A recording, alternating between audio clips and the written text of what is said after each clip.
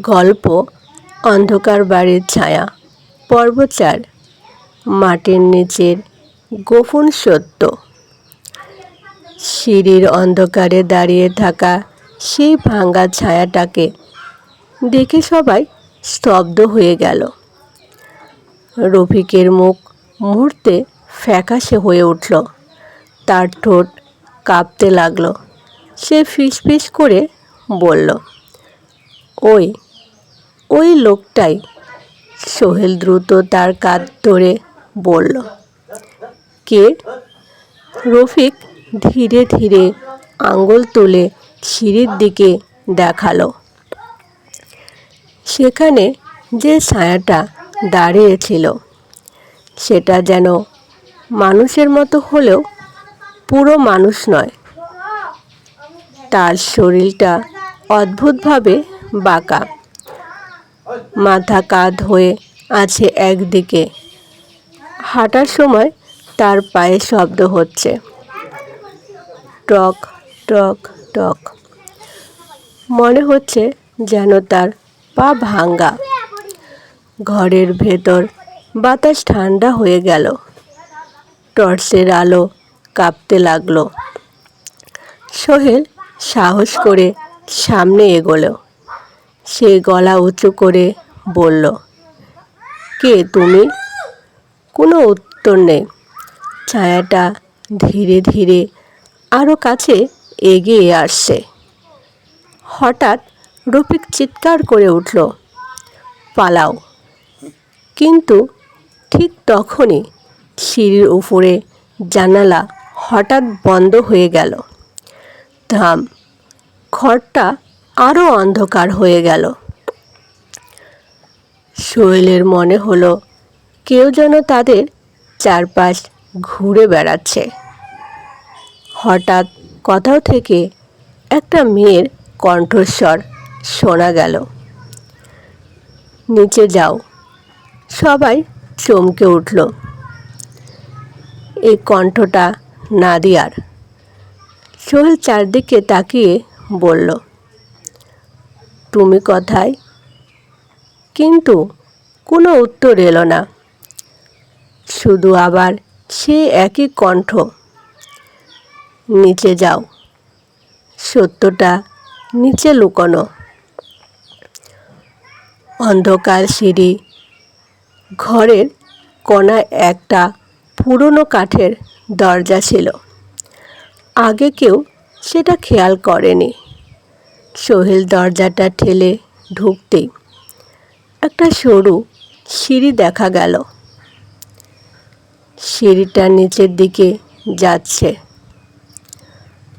পুরো অন্ধকার, বাতাসে স্যাঁতসেঁতে গন্ধ। রফিক ধীরে ধীরে বলল, এই সিঁড়িটাই আমি গত রাতে দেখিনি। করিম চাচা কাপা গলায় বললেন, এই বাড়ির নিচে নাকি একটা পুরনো ঘর আছে। সোহেল টর্চ জ্বালিয়ে বলল, চলুন নিচে যাই। সবাই ধীরে ধীরে সিঁড়ি দিয়ে নিচে নামতে লাগলো। প্রতিটা ধাপ যেন শব্দ করছে, কিস কিস। নিচে নামতেই একটা বড় ঘর দেখা গেল। ঘরটা মাটির তৈরি, দেওয়াল ভেজা, আর ঘরের মাঝখানে একটা বড় কাঠের বাক্স, রহস্যময় বাক্স। সবাই বাক্সটার দিকে তাকিয়ে রইল। মনে হচ্ছে বহু বছর ধরে এটা কেউ ছুঁয়েও দেখেনি। সোহেল ধীরে ধীরে বাক্সটার কাছে গেল। তার বুক ধুকভুক করছে। সে বাক্সটার ঢাকনা খুলতে একটা তীব্র গন্ধ বের হলো। সবাই নাক চেপে ধরল। ভেতরে পুরনো কাপড় আর কাগজপত্র। সোহেল একটা কাগজ তুলে নিল। এটা একটা ডায়েরির প্রথম পাতায় লেখা নাদিয়া রহমান। রফিক ফিসফিস করে বলল, এটা নিশ্চয়ই নাদিয়ার ডায়েরি। সোহেল পাতা উল্টাতে লাগলো। ডায়েরিতে লেখা, আজ আবার বাবা সেই লোকটার সাথে কথা বলছিল। আমি তাকে বিশ্বাস করি না। তার চোখে অদ্ভুত কিছু আছে। মা বলছে সে আমাদের সাহায্য করবে, কিন্তু আমার মনে হয় সে বিপদ। আরেক পাতায় লেখা, আজ রাতে সেই লোকটা আবার এসেছে। বাবা খুব চিন্তিত। আমি শুনলাম তারা টাকা নিয়ে কথা বলছে। তারপর আরেকটা পাতা, আজ আমি ভয় পাচ্ছি। সেই লোকটা আমাকে অদ্ভুতভাবে দেখছিল। মনে হচ্ছিল সে আমাকে পছন্দ করে না। যদি কিছু হয়, এই ডায়েরিটা কেউ যেন খুঁজে পায়। ডায়েরির এখানেই শেষ। সবাই চুপ করে দাঁড়িয়ে রইল। রফিক বলল, মানে নাদিয়ার বাবা মাকে যে মেরেছিল সে একজন বাহিরের লোক। ঠিক তখনই ঘরের ভেতর ঠান্ডা বাতাস বয়ে গেল। ডায়েরির পাতাগুলো নিজে নিজে উল্টাতে লাগলো। হঠাৎ একটা লুকোনো পাতা বেরিয়ে এলো। সোহেল সেটা তুলে পড়ল। সেখানে লেখা, যদি কেউ এটা পড়ে তাহলে জেনে রেখো, হত্যাকারীর নাম মোতালেব করিম। এই নাম শুনে করিম চাচা হঠাৎ পিছিয়ে গেলেন। সবাই তার দিকে তাকালো। সোহেল বিস্ময়ে বলল, চাচা, আপনার নামও তো করিম। করিম চাচার মুখ ঘামে ভিজে গেল। তিনি কাপা গলায় বললেন, না না, এটা অন্য কেউ। ঠিক তখনই ঘরের অন্ধকার কোণায় একটা ছায়া নড়ল। ধীরে ধীরে সে ছায়াটা সামনে এগিয়ে এলো।